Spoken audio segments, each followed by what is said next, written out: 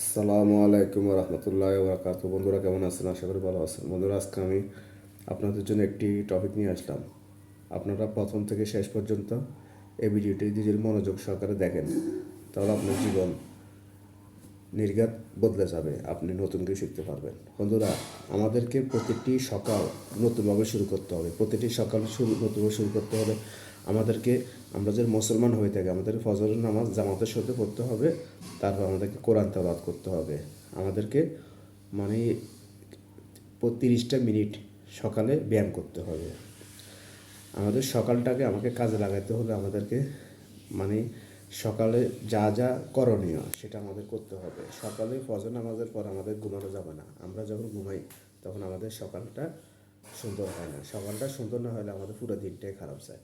তাই আপনি সকালটাকে সুন্দরভাবে কাজে লাগান, তাহলে আপনার জীবন বদলে যাবে। প্রতিদিন সকালে আমাদের এই কাজগুলো আরও কাজ আছে, এগুলো করতে হবে। 1 নম্বর কাজ হচ্ছে আমাদেরকে মানে খুব সকালে ঘুম থেকে উঠতে হবে।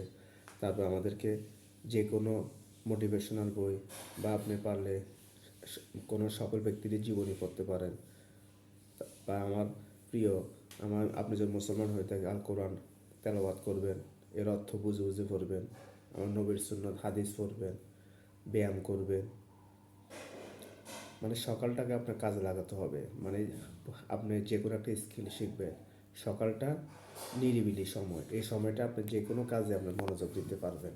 তাই সকালটাকে আপনি যদি গুরুত্বপূর্ণভাবে কাজে লাগাতে পারেন, আপনার জীবন নির্ঘাত বদলে যাবে। আমরা সকালটাকে কাজে লাগাতে পারি না বলে আমাদের জীবনে এই সমস্যা। তাহলে আপনি আজকে থেকে প্রতিজ্ঞাবদ্ধ হন যে প্রতিদিন সকালটাকে আপনি কাজে লাগাবেন। এছাড়া অনেক কাজ আছে। আপনি মানে কি সেই কাজ, যে কাজগুলো আপনি সকালে করতে চান তার একটা তালিকা তৈরি করবেন। এভাবে করে আপনি সকালটাকে কাজে লাগাবেন।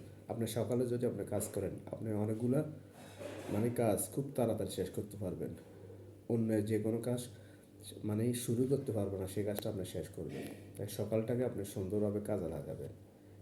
এই পর্যন্ত বন্ধুরা, আসসালামু আলাইকুম রহমতুল্লাহ বরকাত।